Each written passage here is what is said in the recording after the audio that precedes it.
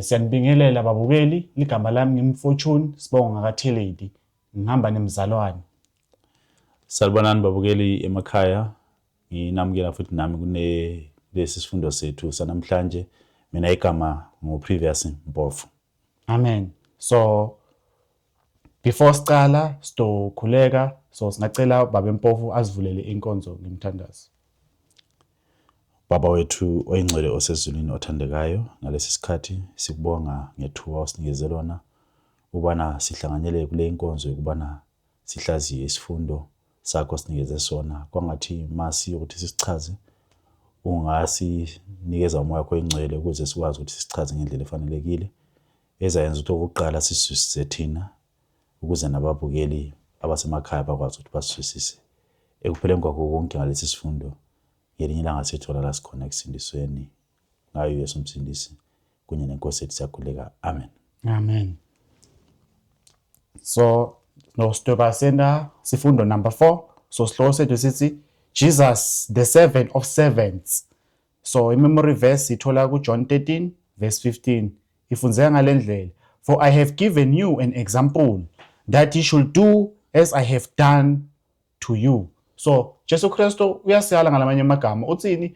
Uthi ngiyaniyala kuthi niyende lo nami ngikwendile kubo. So Jesu Kristu siyathi ukuthi diningi into latendile kithi njengebantu bakhe, usinikete lithando wasifela esiphambanweni ukuthi sihambise live lakhe. So i-purpose ya Jesus Christ ngiloko ukuthi kufuneka sihambise live lakhe around the world. So ngathi nangabe khona lofuna ukueda Baba Mpofu.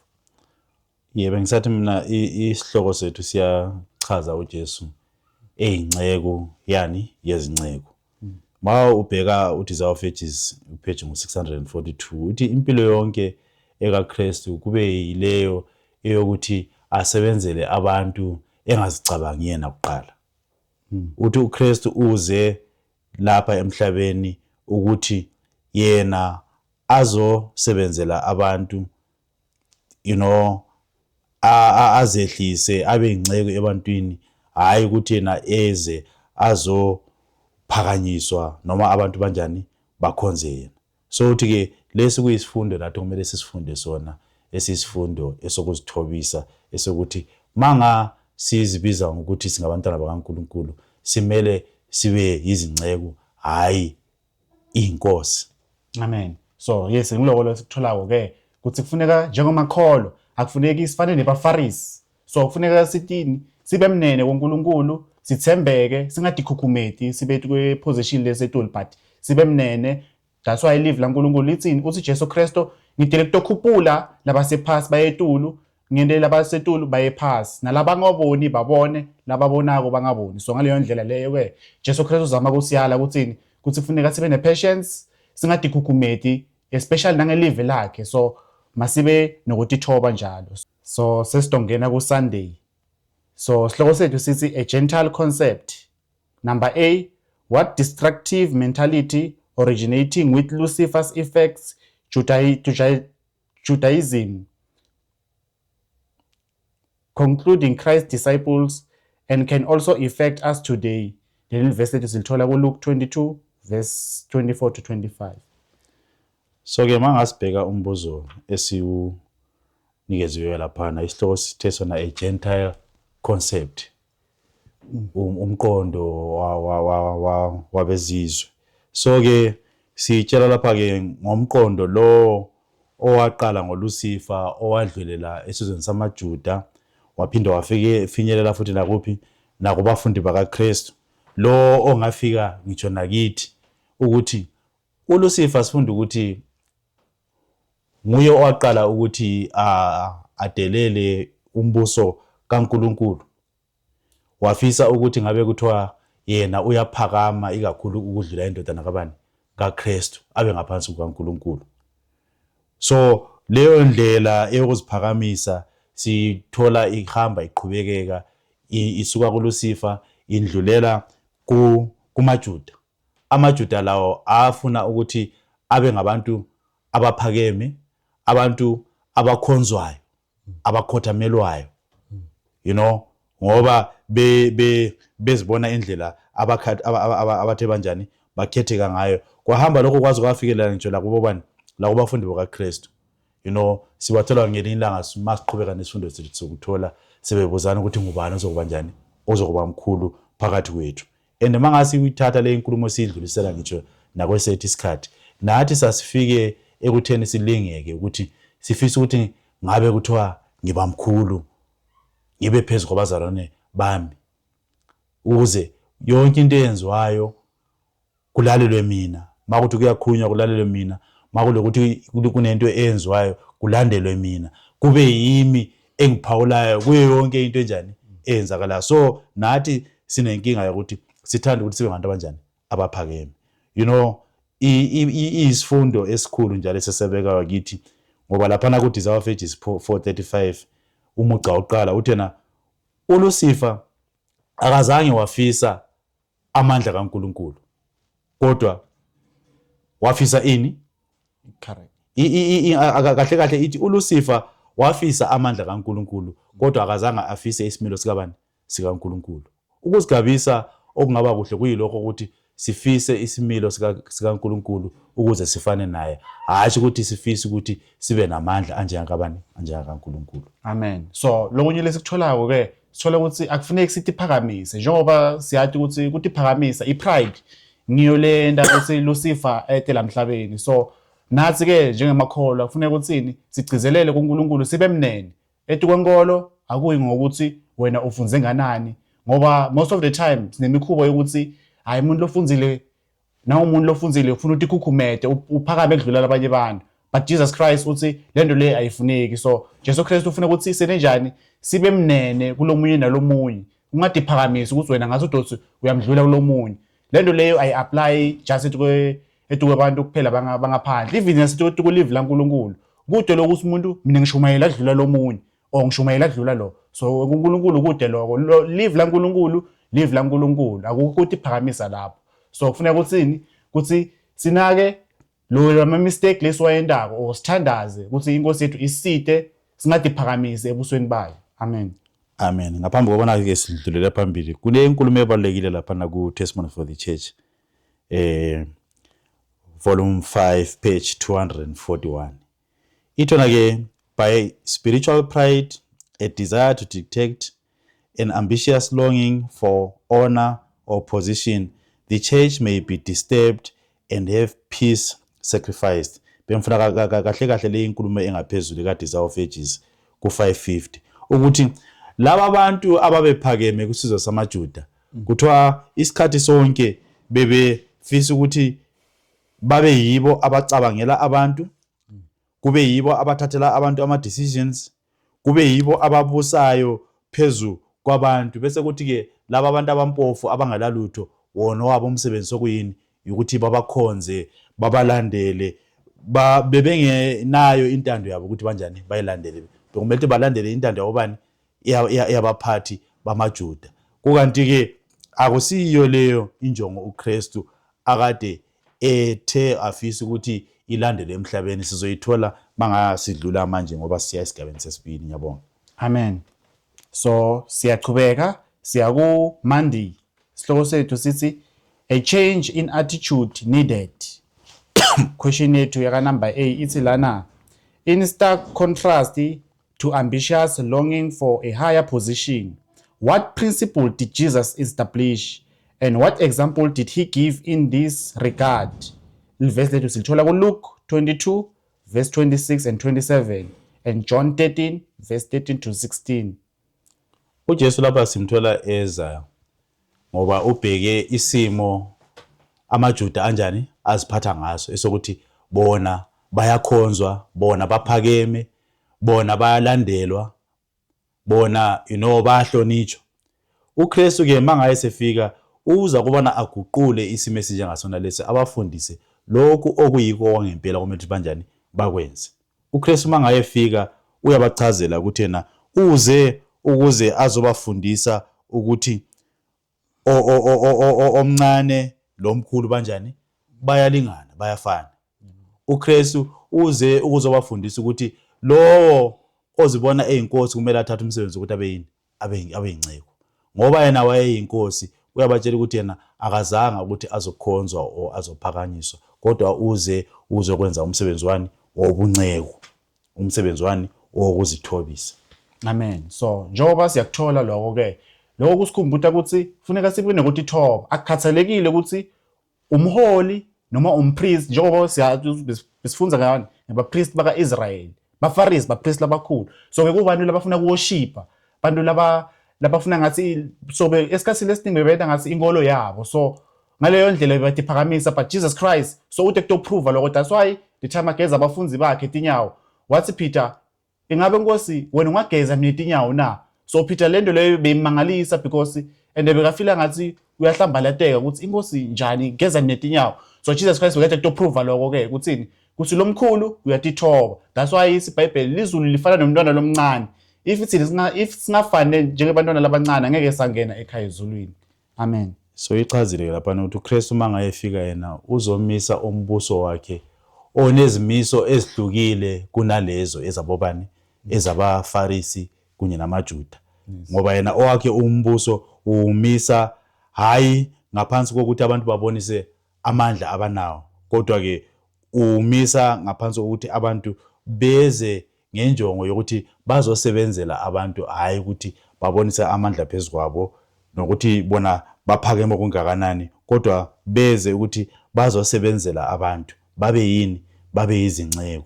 Uthi ke umbuso kaKristu akusiyo lo okucindezela abantu, kodwa ke kungumbuso lo ukuthi ubuse abantu ngendlela yokufana, ngendlela yokulingana, ngendlela yokuzithobisa. Bese ukuthi ngokuzithobisa kwakho, ubaba osezulwini kube ngunyonjani okuphakamisa, hayi ukuthi uphakanyiswe ngabantu. Amen. So lento leyi apply even nasethi ukuthi iphathi mandla tenkolo or labasetulu etikhundleni kuthini, kuthi mabangaphathi kahle yini bantu labahambisa live laNkulunkulu, but mababe njani, mabasupporte etukamsebenzi waNkulunkulu ukuthi akhona ekhamba. So lento leyi yenteke even these days, ayigcini ethi kumaJuda kuphela. So na these days yenteka kithi kuthini, kuthi akufuneki sithi phakamise, akufuneki sigodle lokhu kwaNkulunkulu. Lokhu kwaNkulunkulu ufuna sikunikeze into isebenzi kaNkulunkulu, dihambe dishumayele live laNkulunkulu, umsebenzi achubeke. So ngiphelela la, then siyachubeka siya ku number B. Ithi lana ke, describe how Christ treated faulty humans and attitude to replace our own natural tendencies. Verse lethu silithola ku Philippians chapter 2 verse 3 and 4. So ke lapha ikhuluma ngendlela uKristu achaza ngayo ukuthi kumele siphathe kanjani abantu abatholakala mhlawumbe besemaphutheni noma besenza ini amaphutha. Isiphi isimo okumele ukuthi sibaphathe ngaso esisusa ikakhulu kithi umoya wani okusiphakamisa. Mangasibheka amazwi kaMpostoli Paul lapha encwadini yabaseFilipi, ithi yona ke asingenzi lutho ngendlela yani yokuthi siziphakamise noma udumo lonke lunjani luze kithi, kodwa uthi yena ke ngokuzithobisa masibone omunye umuntu enjani engcono kunathi. Abese siyena ke ku verse 4, asingazibhekeleni thina okwethu, kodwa ke asibhekeleni nobuhle bani babanye abantu. Ma umuntu esesiphambe kweni, indlela ombuyisa ngayo kwamele kube indlela leyo ezakwenza ukuthi alubana bekunguwe esesiphambe kweni uthanda ukuthi ngabe uthi unjani ubuliswa ngayo, uqondiswa ngayo, sorry, ubuyiswa ngayo.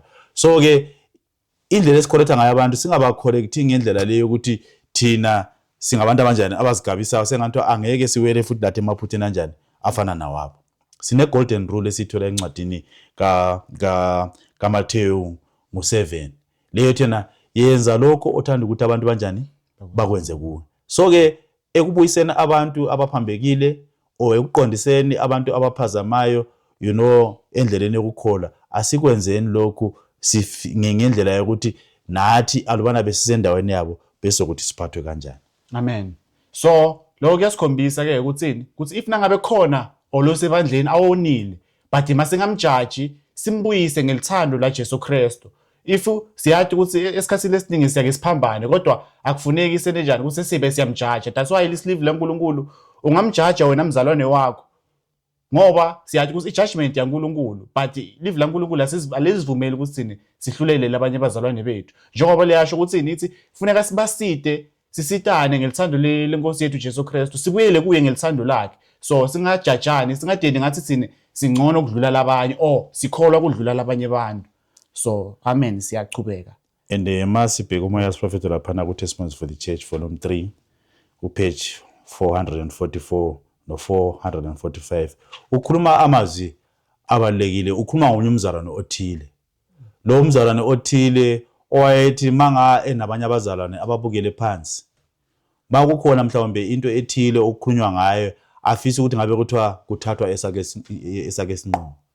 Amaphuzu alethwa ngabanye abazalwane ababukele phansi as long engavelanga kubani kuye. So ke sinabo abantu abanjalo even nakwesethu isikhathi ukuthi mangabe phakathi kwabanye abazalwane bona bazibona besezingeni elinjani eliphakeme, mhlawumbe kuyikuba mhlawumbe bangabantu abacebile o kuyikuthi bangabantu abanjani abafundile, bese kuba bangela ukuthi babukele abanye abazalwane ngendlela enjani ephansi, ukuthi lanxa ngakukhulunywa yonke into enqunywayo kumele kube nguyanqumayo.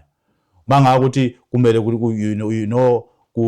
kwenziwe into ethile ngendlela leyo kumele yenziwe ngayo, afisa ngabe kuthiwa kulandela indlela kabani eyakhe hayi eyomunye umzalwane. So ke simele sazi sinake futhi lokuthi mangasi lapha singabazalwane sonke siyanjani, siyalingana. Kungakhethekile ukuthi umdala umncane, kungakhethekile ukuthi unothile noma ucebile, kungakhethekile ukuthi isimo sakho sinjani. Sonke mangasi lana phambi kwaKristu singabantu abanjani abafanayo. Kumele sihloniphane, sifunde ukuphakamisana, sifunde ukulalelana. Ngaleyo ndlela mangasi kwenzile konke lokhu, then sizokuthi sibe ngabantu abazaletha umfuziselo lo ohlukile uKristu awulethayo kubaFarisi namaJuda, ukuthi kunokubana yena akhonzwe yena weza waba yini, waba yinceko. Nathi simele sifunde umsebenzi wokuba yini, zinceko. Siyabonga, singaqhubeka. Amen. So siqhubekela ke ku Tuesday sithi lana sihloko sethu a tendentious tendency. Siya ku number A ithi lana, what concerns did the apostle still have shortly before the Passover? Matthew 20 verse 20 to 24 and Luke 20 verse 24. Lana siphiwa umkhuba onjani oqhubekayo kumbe umkhuba othelelwanayo. Angithi siqale ngolusifa owafisa amandla kaNkulunkulu lokuthi afise isimilo sakhe. So leso senzo esinjalo lo mkhuba onjalo udlulela kubaFarisi namaJuda. Umkhuba ofana nawo futhi uyaqhubekeka udlulela kubani, kubafundi bakaKristu. Sesifunda ngabo lapha ngaphambi kokubana iPhasika linjani lifike. uKristu ubekade ehleli ebakhumbuza kubana okwesikhashana esincane njani nginani, kodwa ngiza njani, ngizawusuka phakathi kwenu. So kanjalo uKristu eqhubeka ebakhumbuza ngokuthi ngelinye ilanga uzokuthi asuke phakathi kwabo, kuthiwa kwafika kibo umkhumbulo enhlizweni zabo zokuthi ngubani ke pho ozokuba mkhulu kithi, ngubani ozothatha indawo kabani kaKristu phakathi kwethu.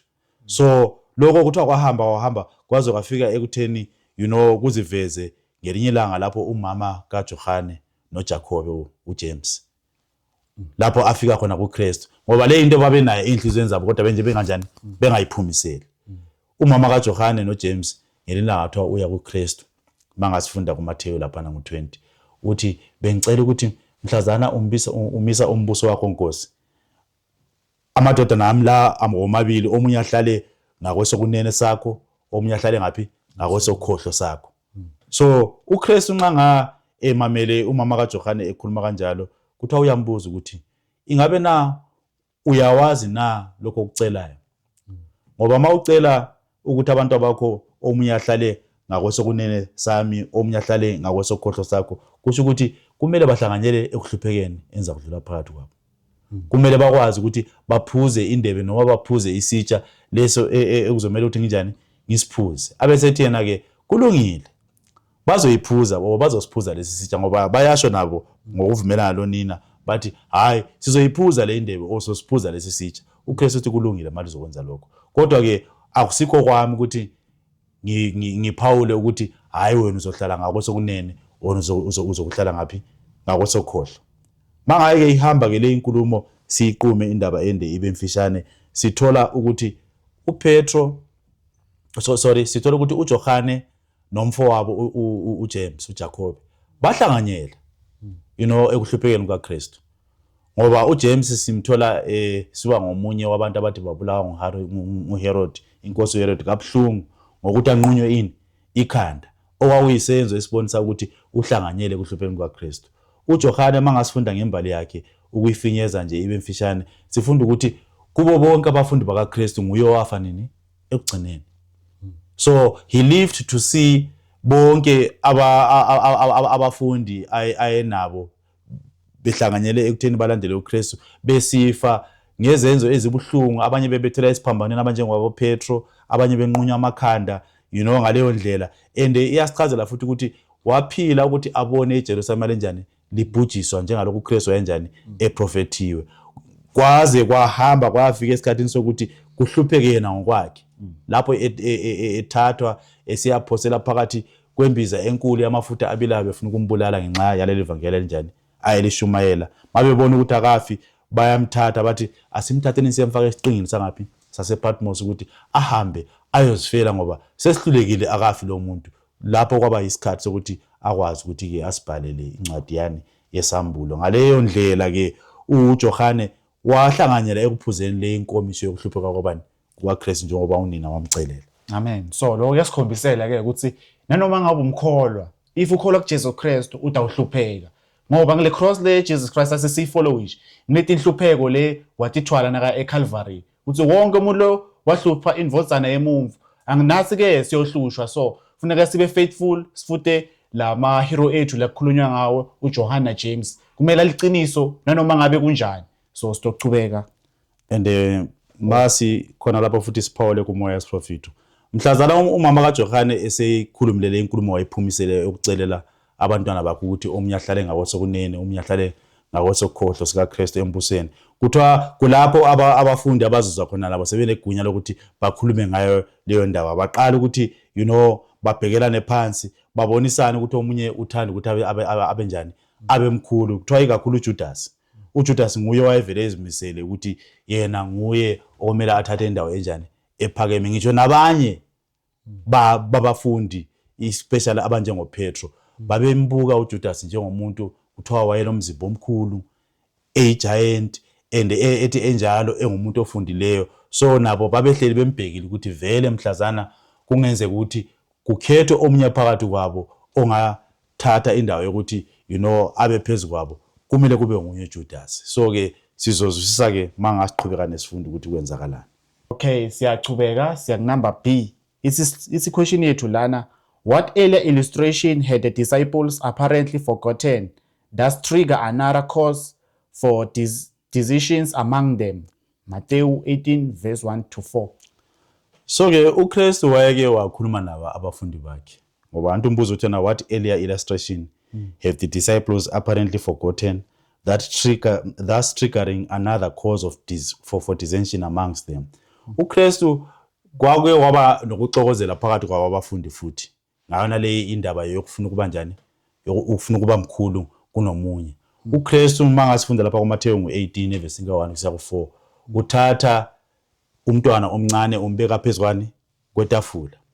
Uthi alubana lonke lingafani nalo mntwana, ngeke likwazi ukubona umbuso kabani kaNkulunkulu. uKristu wayekhulumela ikakhulu esimilweni somntwana. Umntwana siyamazi ukuthi umntwana uthobekile. Okwesibili, umntwana uyaxolela. Umntwana engenza iphutha lapha umjezise, akhale ayehlala phandle, ngemva kwesikhashana usebuyile sekhohliwe, uyaqhubeka uyadlala, impilo yanjani iyaphambili. So uKristu wayefunda abafundisi ukuthi nabo badinga ukuthi babe nesimilo esinjenga somntwana. Umntwana kulula kuye ukuthi afisele omunye umntwana ubuhle more than yena, angithi? And abantwana kulula ukuthi benze obakhe ubudlelwano. So uKristu wayefuna ukuthi abanikeze lo mfundiselo ukuthi bafunde ukuthi babe njengomntwana omncane. So wawuzasuka kube lo mqondo ukuthi bafisa ukuthi babe ngabantu abanjani abakhulu. Amen. So lo ngakueda lapho ukuthi njengoba Jesu Kristu acompare nemntwana, lokho ke bekusifundo kubo ukuthi bakwadi ukuthi ukuthi baxolele bangabe neklitiyo letimbi njengoba uyathi umntwana mncane noma ungamshaya but still uyachubeka utala ku after some times. So lokho kukhombisa ukuthi umntwana akanankinga, inhlitiyo yakhe i-clean. So lokho kukhombisa ukuthi inhlitiyo tethu kufanele tibe clean ukuze uSister khona ngene ekhaya ezulwini. So akufuneki ukuthi sibambe ama-grudges, sibe ne-anger ukuthi lo mzalwane lo wangenta lokhu nalokhu, but sibe njengebantwana, sicolelane, sithandzane ngelithando laJesu Kristu. Amen. Uyasho-ke futhi laphana kuMoya's Prophet ku-Desire of Ages page 644. Manga uKristu esebanikeze umfuziselo onjalo, ma ufunda lapha phansi izokutshela ukuthi njengaleso sikhathi kwakusiba khona ama-feast noma amadili noma imicimbi emakhaya abaJuda labaFarisi. Kwakuthi makwenzekile ukuthi ake sithi wena unomcimbi okhona ekhaya lakho, unabantu obanxusile ukuthi beze bazohlangana kulowo mcimbi. Kwakumele kube khona inceku ezakwenza umsebenzi wokuthi igeze bonke abantu abayinvayithiwe ukuthi baze ngaphi kulowo mcimbi onawo ekhaya lakho. So-ke ngaleyo ndlela wonke umuntu oyinvayithiweyo wayezeza enjani eyamukelekile. So-ke uKristu ethathela kulowo mfuziselo makufika ePhasika, uthatha abafundi bakhe uya nabo endaweni ekhethekile, uthatha isitsha idish ulifaka amanzi, athathe ithawula alibeke laphana, abe sehlala phansi uKristu abuka abafundi bakhe ukuthi bazokwenza kanjani, ngoba kwase kumele ukuthi kube khona ozobageza izinyawo. Ake sidlulele esigabeni esilandelayo sizwe ukuthi kwenzakalani, baziphatha kanjani. Amen. So siya ku Wednesday, sihloko sethu sithi a practical illustration. I-question yethu ithi lana, after patiently waiting for the disciples to take initiative, what did Jesus finally do? John 13 verse 3 to 5. Njengalokho-ke sibalisile esigabeni esidlula kiso ukuthi kwakuvele kuyinjwayelo ukuthi-ke kuba khona inceku eyiyo ezogeza abantu bonke angithi. So-ke ma uKristu ethethe isitsha wasithela amanzi, wathatha nethawulo walibeka laphana, bayabukana bonke ukuthi ngubani ozoqala kunjani ukugeza omunye. uKristu uthi manga ehleli ethule ebabhekile ebona ukuthi abazimisele ukuthi bazithobise, uKristu kuthiwa ngokuthula uyasukuma, uthatha ithawulo uyazibhinca ngalo, uthatha isitsha noma leli dishi elinamanzi, uyaguqa kumfundi wokuqala wenza njani? Uyamgeza inyawo zakhe, ulandela komunye amgeze kanjalo aze ahambe ayefika kumfundi ubani? uPetro. uPetro athi hayi ezami Nkosi, ngeke ukwazi ukugeza ezami izinyawo. uKristu uthi manga ngingakugeza inyawo kusho awubuthi kunye nami, kusho awuhlanganyeli kunye nami. Athi manga uKristu emtshele njalo uPetro akhalela ukuthi Nkosi uyangigeza ikhanda uphinde ungigeze nani? Nomzimba wonke. uKristu uthi ogeze inyawo njani? Uhlambulukile. So uKristu wayefuna ukuthi abafundise ukuzithobisa, abafundise ukuba zinceku. So yena eyinkosi wathatha umsebenzi okubana abe yinceku ukuze nalapho mayisehambile basale besazi ukuthi akakho omkhulu komunye, kumele bazithobise komunye. Amen. So lokho kukhombisa ukuthi iyehlisa kwaJesu Kristu ke njengoba yena ayinkosi gcobo lwakhe wageza bafunzi bakhe tinyawo. So ngilendo lebi bekuyiplan ukuthi ufuna kubakhomba ukuthi ufuna baphile njani emhlabeni asesenawo, ngoba bekade ukuthi usotohamba la emhlabeni. So bekabafundzisa ukuthi kufanele bagezane tinyawo, bangabe nokuthi hayi mina ngikhona ukugeza tinyawo takho or tinyawo takho tinjani. But Jesu Kristu akazange abe nalokho. Even noma ngabe tinyawo lemuntu liyanuka, but Jesu Kristu watithatha tinyawo tabo watigeza. So lokho ukhombisa ukuthi bahlandekile, ukuthi khombisa kuhlandeka kwakhe Jesu Kristu, ukuthi kufuna bahlandeke njengoba naye ahlandekile. Amen. So singaya ku number B. I-question yethu ya number B ifundzeka ngale ndlela ithi lana, how did Peter react when it was his turn? John 13 verse 6 to 8. Ileyo nje bese sivele sayigoqela mthemba mhlawumbe singavele sidlulele ku C. So leyo bese sichazile, singachubekela phambili siye ku number C. Ithi lana, how far had Judas yielded to Satan's temptations, and how did Christ show he was aware of this. John 13 verse 2 and verse 10 and 11. Lana ke sifunda ngesimo sika Judas owayengomunye wabafundi bakaKristu. Mangabe ehlanganyela kule inkonzo ukuthi uKristu abageze inyawo ezokuba nesidlo sokugcina nabo kuthiwa uJudas wayekade vele esethe wahlangana labapriest ukuze afezeke isicebo lakhe lokubana akhaphele noma athengise inkosi yakhe. Okwamanje wayesebuya kubabona kwehlandla lesibili eseqedile nalabo ukuze ideal yabo ikwazi ukuthi njani iphumelela. uKristu nxa ebageza abafundi siye sachazelwa lapha kuMoya Prophet ukuthi manga efika enyaweni zika Judas zigcwele uthuli uKristu ezibamba ezigeza ezithawula ngaleli thawula ayezibhinqe ngalo. uKristu wayekade emfisela uJudas ukuthi ngabe uyanjani uyaguquka kunomqondo wakhe ayenawo ukuthi kanjani amkhaphele noma amthengise. Naye uJudas sifunda ngayo ukuthi ma uKristu ebambe inyawo zakhe unembeza wawumenza shaya uvalo enokwesaba kodwa sifunda ukuthi ukuziphakamisa enakho kwamvimbela ukuthi aguquke noma aphenduke esonweni sakhe okwabangela ukuthi nanoma segeziwe izinyawo uKristu edlile naye waphuma waqhubekeka wayafezekisa icebo lakhe ayekade elimisile nabapriest. Amen. So lokunye lesikutholako sithola ukuthi Judas kahle kahle so Sathane bese sithi lesikhathi alahlitweni yakhe. So that's why as Jesus Christ lo munye engihleli naye kodwa ufuna ukungibulala. So Jesu Kristu bekade ukuthi Judas utongibulala. So that's why beka guilty the time babageza tinyawo lehlitweni yakhe bengakakhululeki. That's why agcine enjani agcine sekahamba ngoba uyathi ukuthi uguilty. So Jesu Kristu bekavela ambone kudzala ukuthi Judas utoba inkinga and utogcina ambulele and wakusho akhona even naye. So wagcina sekahamba ngenxa yeqiniso la Jesu Kristu ukuthi Jesu Kristu so uyathi ukuthi Judas ungithengisile. So Judas wagcina seka awele bomnyameni ngaleyo ndlela. And masi mangaphawula futhi nje just kancane khonapho ukuthi Desire of Ages page 645 iyachaza ukuthi uKristu wayifunda inhliziyo kaJudas. Wazi futhi ukuthi uJudas unenjongo yokuthi kanjani amthengise and usehambe esuka kuleli banga wazozofika endaweni ethile. Kuthiwa uKristu akazange amexpose uJudas ukuthi mhlawumbe amveze phakathi kwabafundi ukuze amhlazi. Wayethanda ukuthi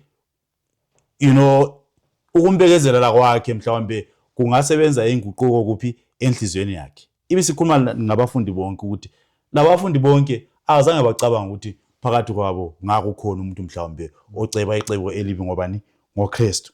So ke uKristu wambekezelela uJudas ukuze azehlulekele yena. Ekugcineni kunokubana yena amveze uJudas kube nguyonjani ozivezayo yena phambi kwabo bani phambi kwabafundi. So uKristu even nakithi namhlanje manga sithatha indlela yokuphambeka uKristu sike sazi ukuthi siyona ngendlela ngohlobo oluthile.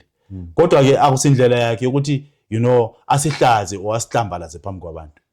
Uyasinikeza ithuba lokuthi sihambe siqhubeke kuze kuyefika lapho iziphambeko zethu isiphambeko sethu sizovela ngelina ngasibenjani sibe obala. So ke uKristu ubekezela kade. Amen. So singaqhubeka siye ku Thursday. So sihloko sethu sa Thursday sithi the significance of the feet washing. So question yethu ithi lana, with this act what does Jesus really desire to do? John 13 verse 8 last part. uKristu lapha manga sungula le inkonzo noma eqala le inkonzo yokugeza na izinyawo wayenza elenjongo yokuthi afundise abafundi bakhe isenzo sokuzithobisa nesenzo so kuthandana nesenzo so wamukelana isimo somuntu kungakhethekile ukuthi unjani. Masibheka ingxenye yokugcina esiphiwe lapha kuJohane ngo13 verse lika 8 ilast part ithi yona, if I wash thee not thou hast no part with me. Alubana ngingakugezi kuthi ukuthi awuna ngxenye kimi. Ngamazwi ayawakhuluma kubani kuPetru. So ke uKristu wayefuna ukuthi afundise abafundi bakhe ukuthi ngokuqhuba le inkonzo yokubageza izinyawo kwakubenza okwakubanika ithuba lokuthi babe nesabelo embusweni wakhe. And baba nesabelo embusweni wakhe kanjani? Ngokuthi babe ngabantu abazithobisayo komunye, babe ngabantu abathandanayo komunye, babe ngabantu ababhekana bazibone benjani belingene. So akekho kumele abe inceku, omunye abe inkosi. Bonke bazisa ukuthi bayini, bazinceku, beze ukuzosebenzela abantu, hayi ukuthi bona banjani bakhonzwe noma baphakanyiswe. Amen. So lokunye lesikutholako siyathola ukuthi Jesu Kristu beyangafuni ukuthi babe nalomcondo ukuthi kutoba nalomkhulu kubo, or njengoba bebaceba ukuthi njengoba Jesu Kristu ahamba ngibani otoba mkhulu. So Jesu Kristu bekafuna ukuthini, ukuthi babe batreatane equally bonke, njengoba siyathi ukuthi tinyawo ipass over iyendeka vele, so siyagezwana tinyawo. So lokho bekukuthi kufuna babe nokubeketela, babe nokugezana tinyawo, bangabe nokuthi mina ngikhona ukugeza tinyawo talomunye umuntu. Njenga Jesu Kristu wathi if nangabe ngingagezile tinyawo then sho ukuthi awuhlambulukile. So ngiloko lesikuthola ukuthi kufuneka ukuthini, ukuthi sithembele enkosini ngayo ngato tonke inhlitiyo tethu, sicolelane kulomunye nalomunye, singabambi ama-grudges but sibe nokuthula enkosini, sichubeke sikhonze inkosi yethu. Amen. Amen. Then singachubeka siye ku number B. Number B wethu usilana, what significant words did Jesus pronounce after the feet washing ceremony, and what should this bring to our minds during our observance? John 13 verse 12 to 17. Laba mangasibheka isigaba sokugcina mase sisonga isifundo sethu kuJohana ngo13 verse ka12 kuya ku17. uKristu uthanda ukuthi aveze abone ukuthi laba bantu mhlambe ngabe kukhona nabanjani abakufundile. Ubabuza ngesenzo lesi anjani aqeda kusenza esokuthi abageze bonke njengabafundi bakhe inyawo. Uyabakhumbuza ukuthi ke know ye what I have done to you. Lingabe niyakwazi na lokho enjani engikwenzileyo kini na? Uthi maye ekhuluma ku13 lingibiza master, lingibize nkosi. Uthi malisho njalo lenza njani? Lenza kahle mali ukuthi limbiza inyonjo njengenkosi. Sena ke alubana ke mina ngiyinkosi o ngiyimaster phezukwenu, ngikwazile ukuthi ngiligeze inyawo, ngimkhulu ngaleyo ndlela elimphakamisa ngayo. So lokho ke kungumfuziselo o kuyisibonelelo kini esokuthi nani lidinga ukuthi linjani futhi likwazi ukuthi ligeze inyawo ezomunye lomunye. Uthi ke ngoba ngilinikezile lo mzekelo o lesibonelelo, yenzani njengalokho njani ngilibonisile. Angithi amazwi esivule ngayo isifundo sethu akhulumile lapha athi yona, for I have given you an example that ye should do as I have done. uKristu wabanikeza umzekelo wokuthi bakwazi ukuthi nabo bagezena izinyawo njengalokho ayenjani ayekwenzile. So ke lokho ke kwaba isifundo esihle kubafundi, kwababonisa ukubaluleka kwale inkonzo yokuthi bagezane izinyawo ngaphambi kokubona bangene ngaphi esidlweni senkosi. So nathi ke mangasingena kule inkonzo esidlo, simele sazi o sizokwazi ukuthi manga sigeza izinyawo asizigezi nje kuphela, kodwa sigeza sibonisa ukuzithobisa kwethu, sigeza sibonisa uthando esilalo kumzalwane, sigeza sibonisa ukulandela isibonelo lesu uKristu kanjani asibekele sona ukuthi sinjani sisilandele kuze kufike isikhathi sokuthi kanjani azi kona lo mhlaba abuye azosithatha asise ngaphi ekhaya lasidungiselele lona. Amen. So lo ngifuna ukusho kulesikhathi sanyalo before sivala ukuthi njengoba simakholwa ufuna ukuthi akufuneki sitibeke etulu, but ufuna ukuthi sibe mnene sititfobe phambili kwaNkulunkulu njenga Jesu Kristu, njengoba siyathi ukuthi inkosi yethu beyititfobile. So nathi ke ufuna sibe ngaleyo ndlela ukuthi sitokhona kungena ekhaya ezulwini.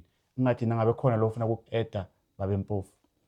Mhlambe lapho mase sivele sigoqa isifundo sethu ngiye ngalibala iphuzu esiliphiwe lapha na ku Reflecting Christ page 283 okhuluma ukuthi kaloku uKristu esitshiyele inkonzo yokugezana izinyawo esimele siyilandele ebizwa ngesilungu kuthiwa yi-service of humility ngaphambi kokubana singene enkonzweni esidlo.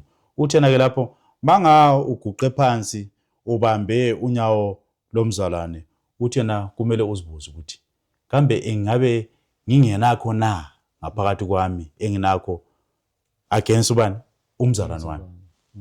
Manga ukuthi kukhona kumele wenze njani ukulungise uvume iziphambeko zakho likwazi ukuthi linjani libuyisane o kumele ubuyisane lobani nomzalwane wakho. Ngaleyo ndlela kuzokhulisa futhi ngitsho nalolo thando kumele ulibonise kubani kuye umzalwane wakho naye futhi nakuwe ngendlela enjani efana nayo. Konke lokhu ekugcineni kusiholele kutheni sibe izinceku lezo uKristu athanda ukuthi sibe yizo.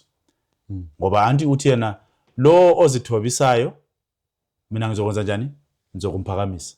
Kodwa ke lo oziphakamisayo noma ozigabisayo ngizakwenza njani ngizakumthobisa. So masi lapha emhlabeni asizimiseleni sonke njengamaKristu ukuthi siphile impilo efana lakaKristu yani yokuzithobisa. Kuzothi ke ngesikhathi esifanele uKristu akwazi ukuthi asiphakamise nathi njengama servants of what servants lawo anguye uKristu. Ngiyabonga. Amen. So before sivala singakhuleka ngivale ngemthandazo.